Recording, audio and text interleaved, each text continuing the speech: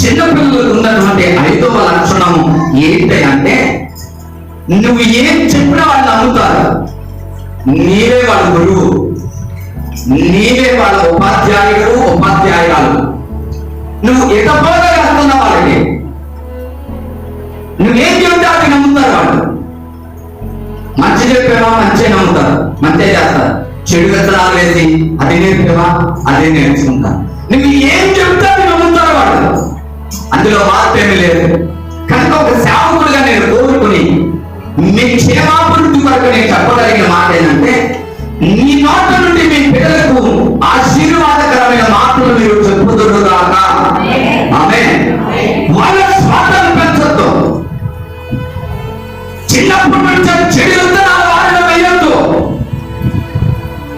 నీతోనే అది అంతరించుకోవాలి. నీ బిడ్డలు ఒలివ మొక్కల వలె వృద్ధిలోనికి రావాలి. దేవునికి స్తోత్రం కలుగును గాక. హల్లెలూయా. నువ్వేం చెబుతావు నమ్ముతారు. ఇది చెడు వద్దు అంటే అదే నమ్ముతారు.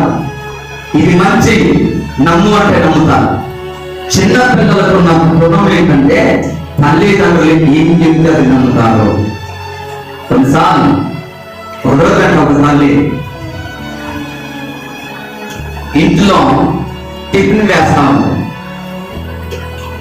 పక్కన మెట్ల మీద కూర్చొని అత్తగారు ఆడపడుచు మాట్లాడుకుంటూ టిఫిన్ తింటూ సరదా కబుర్లు చెప్పుకుంటున్నాను.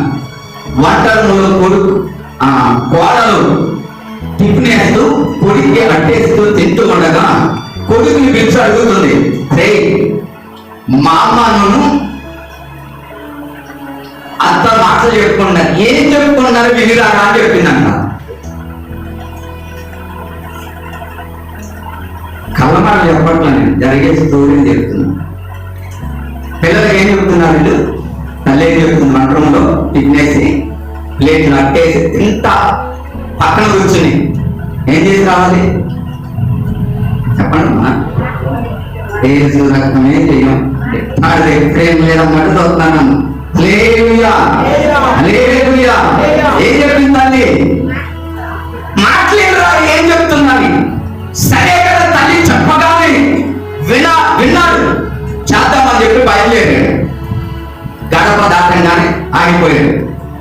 వంట రూమ్లో అమ్మ ఉంది, తినేస్తుంది. గడప దాకా ముందుకు వచ్చి హాల్లోకి వచ్చి నిల్చున్నాడు. ఏం అర్థం కాదు.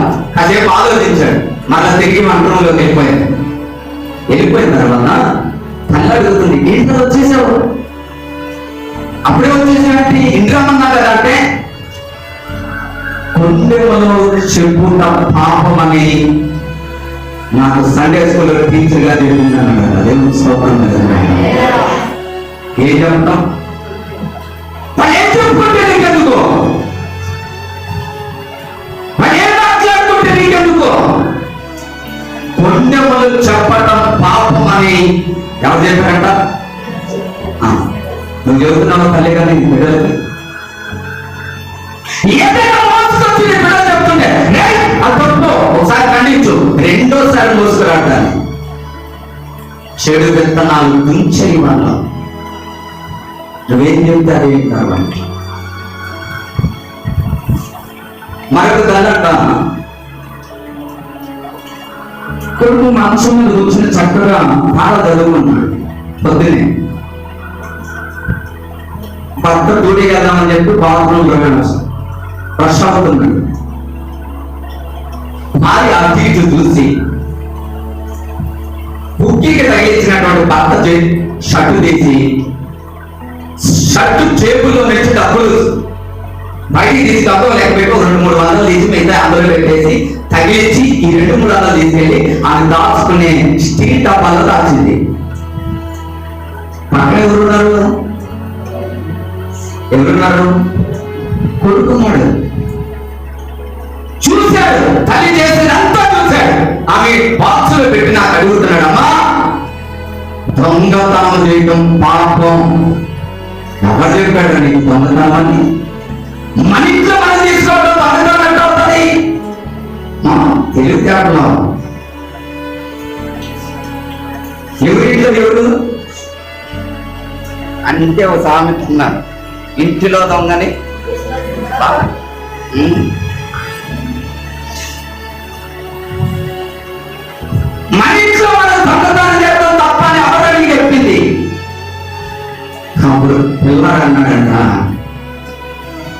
దొంగతనం చేయడం పాపం అని సండే స్కూల్ నా టీచర్ గారు చెప్పారమ్మా. తల్లికి మండిపోతుంది.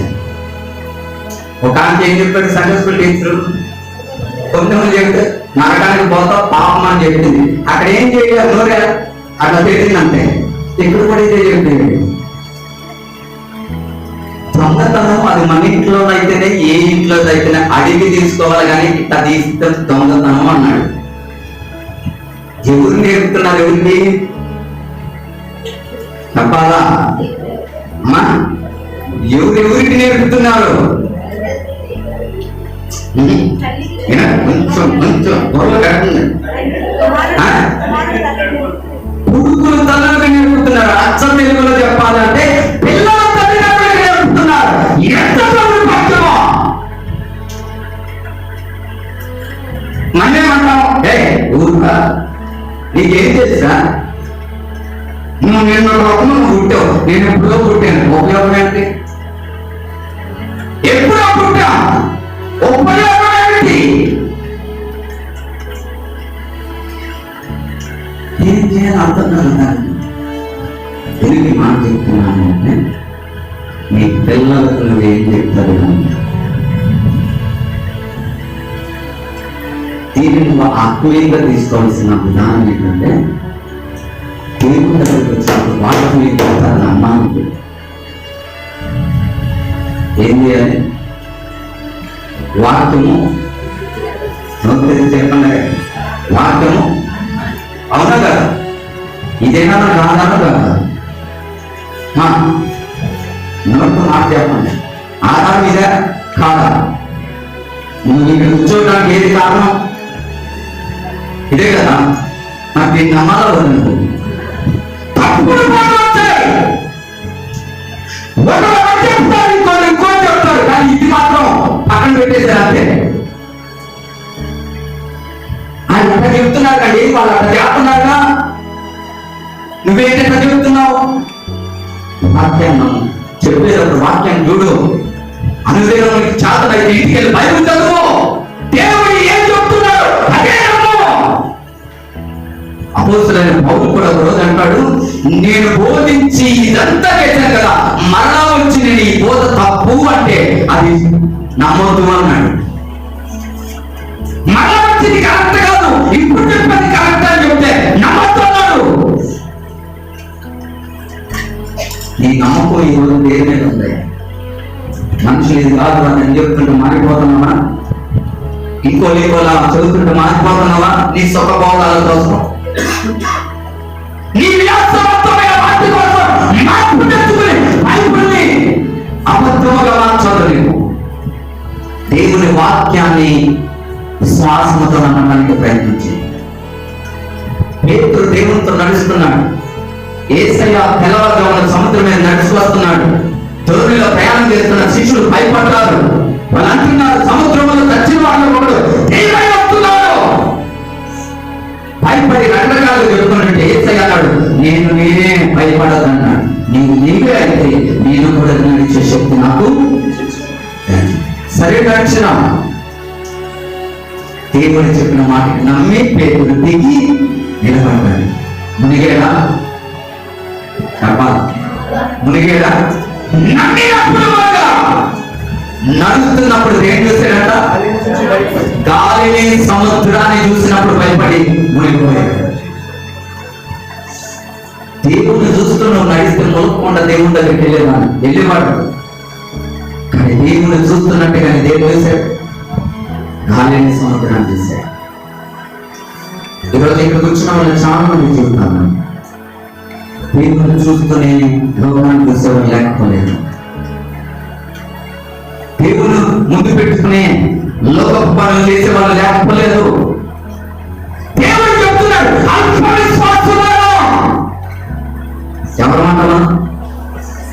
ఎవరు అల్ప విశ్వాసులారా మీరెందుకు సందేహపడితే?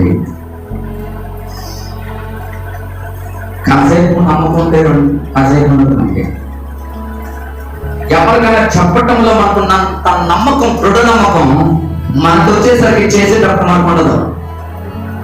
జాగ్రత్త పెట్ట ఒకరికి చెప్పే ముందు, ఒకరితో మాట్లాడే ముందు నీలో ఉన్న లేదో చూడు. నువ్వు కలిగి ఉన్నావా లేదో చూడు. నువ్వు అనుసరిస్తున్నావా లేదో చూడు. అది నీలో సమృద్ధిగా దేవుడు చూడగలుగుతున్నాడు లేదో చూడు. ఆ తర్వాత ధారాళంగా మాట్లాడు. నీ మాటలు ఆ హృదయాల్లో కార్యాలను పాల్గొడతాయి. ఆమేన్. హల్లెలూయా. ఎంతని బట్టి నువ్వు ఆ రీతిగా ఉండే దేవుని బట్టి నువ్వు మాట్లాడితే నీ నోటి మాటలు వారికి మేలు కలిగిస్తాయి. అది కావాలంటే చిన్నపిల్లల స్వభావం ఏంటంటే 5వ లక్షణం వారికి ఉన్నది. దేవుడు వీరికి పరలోక రాజ్యం వేరు లాంటిదే అని ఎందుకు చెప్పాడు అంటే వారికి ఉన్న పునాది ఇక్కడ చెప్తున్నాడు. వారికి ఉన్న మనస్సు ఏంటి అంటే నువ్వేం చెప్తావు.